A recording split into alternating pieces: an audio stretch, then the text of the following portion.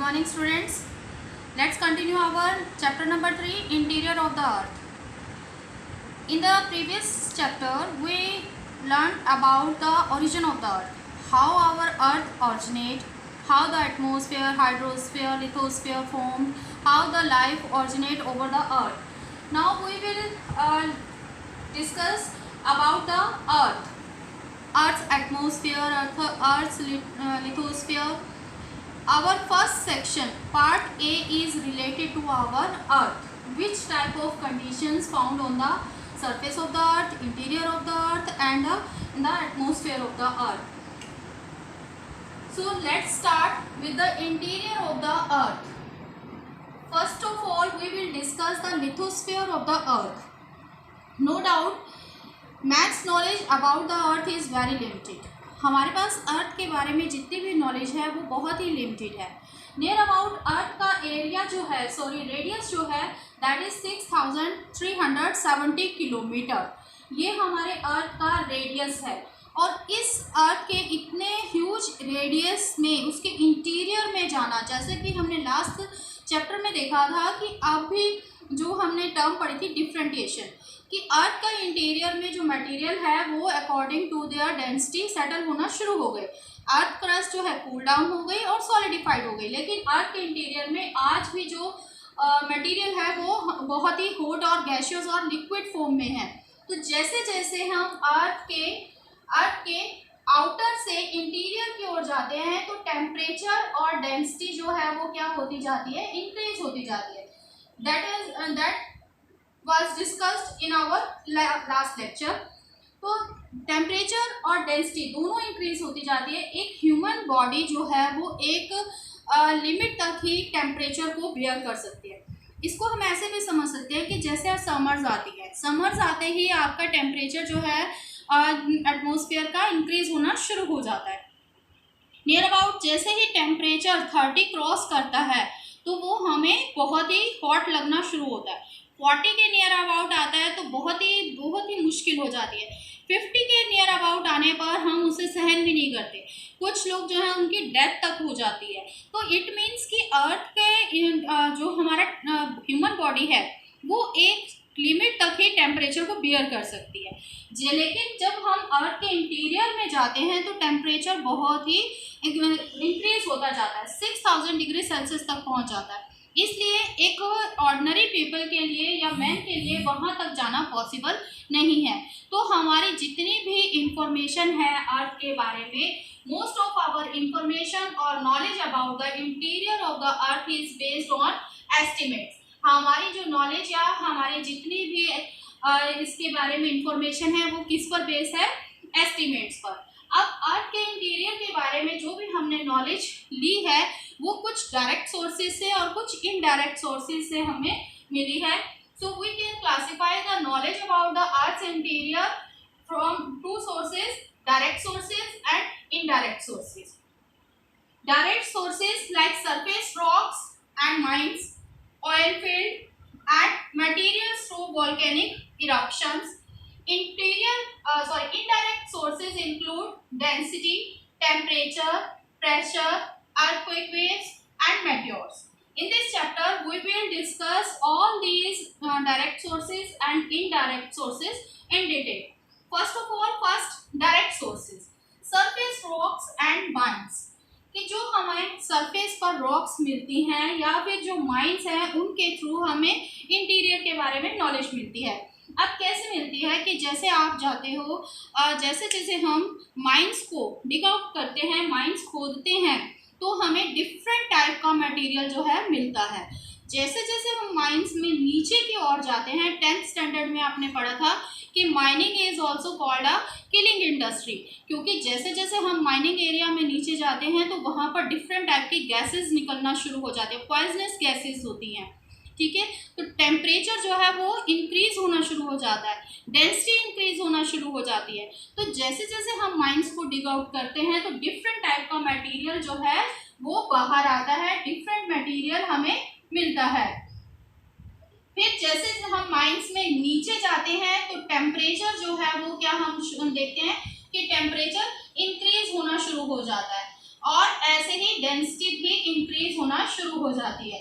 तो इससे हम कंक्लूजन निकालते हैं कि जो माइनिंग एरिया है उससे हमें क्या पता लगता है कि जैसे जैसे when we go from the outer area to the interior part of the earth, the temperature and density increases।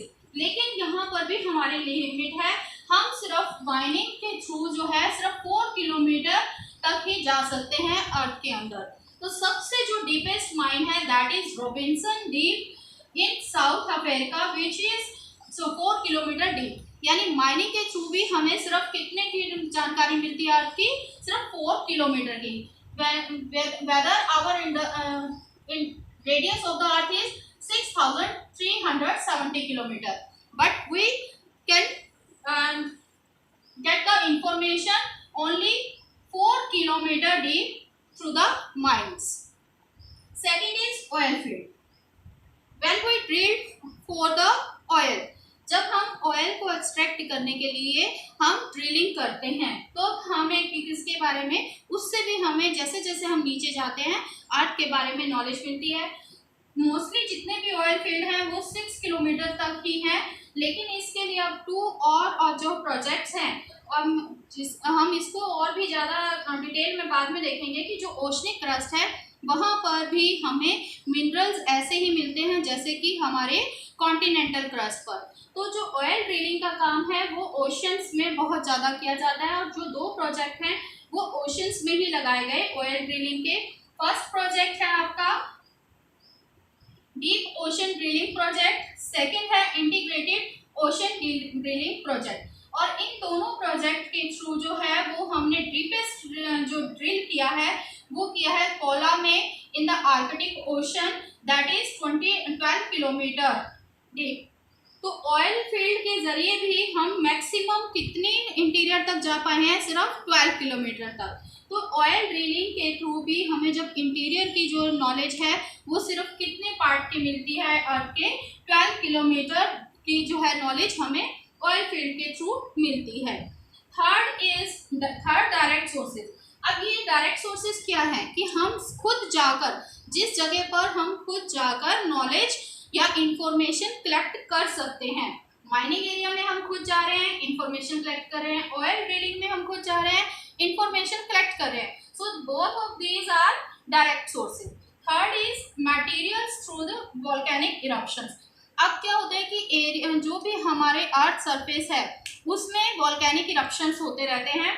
Volcanic eruptions का होने का रीज़न क्या है, आप जो है अर्लियर क्लासेस में पढ़ के आए हो कि वोल्केनिक इरप्शंस क्यों होते हैं, why the volcanic eruptions took place. Because अर्थ के जो इंटीरियर पार्ट है, कोर पार्ट है, इसमें मटेरियल बहुत ही लिक्विड फॉर्म में है, टेम्परेचर इनफाइनाइट है, मतलब बहुत ही ज़्यादा हाई है।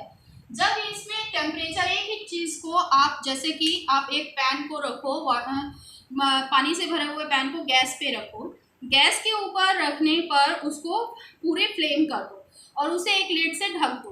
तो जब पानी का जो बॉइलिंग पॉइंट होता है जब वो वहाँ पर पहुँच जाएगा तो वाटर क्या होना शुरू हो जाएगा, बॉयल होना शुरू हो जाएगा।